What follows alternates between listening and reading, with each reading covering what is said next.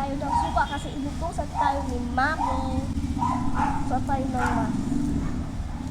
yan. So nagtataka kayo guys, bakit kami nagmotor? Kasi gusto ko magmotor. Kasi pag bibili lang ako sa tindahan, lalakarin ko lang eh. Kasama pala natin si Daddy. Daddy Kanal. Umaalag yung camera. Kasama pala natin si Zaira at saka si Daddy. Kasi bawal ako lumabas. Pinilit ko pa sila. Let's go guys.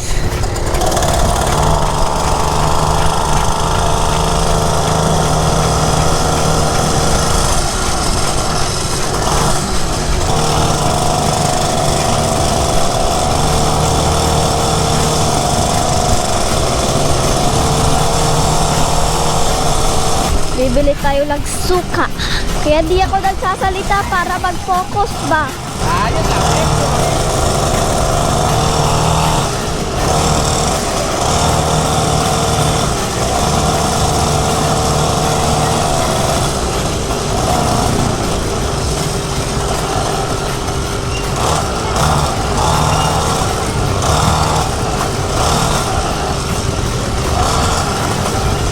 Dito na tayo.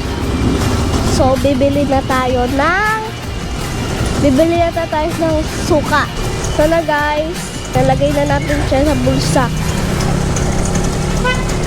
Tara na guys, kasi nakabili na tayo ng suka. Tara na, para makapagluto na si Bobby ng ulam namin. Yan. Nakaban ako. Ayun guys.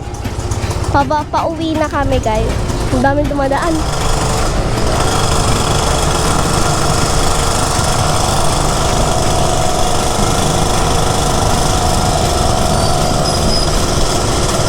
Yan guys! So basa kaya dahan-dahan tayo. Nakakatakot. Yan, nauuna sila Daddy. Yan. Oops. Tricycle. Kaya, yan guys. Oh my God, pababa. Kailangan ko na magdahan-dahan. Pababa. Yan. Umagi. Ginugulat ako ng mga motor na dumadaan. Wala kasing side mirror. Dahan-dahan ko lang guys kasi pababa. Yan na nga, mas matar. Dahan-dahan tayo. Oh my God, basa.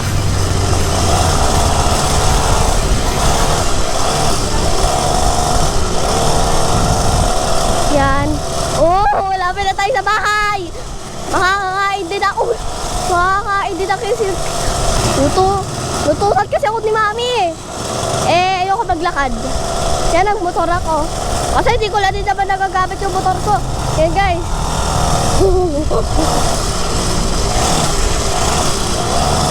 Yan. Yan na, nandito na sa bahay. Nandito na pala kami sa bahay. Maalog.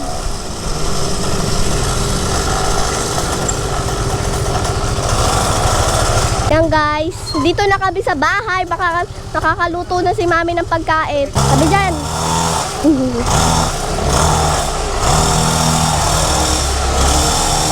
Ang baho. Umuusok guys.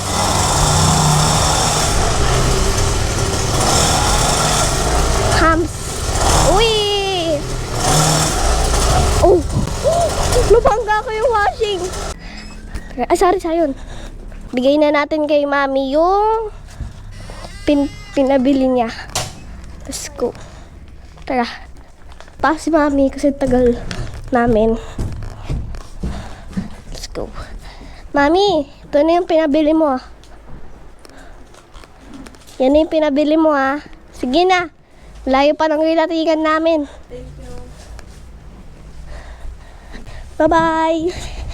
See you for my next ride. Bye-bye.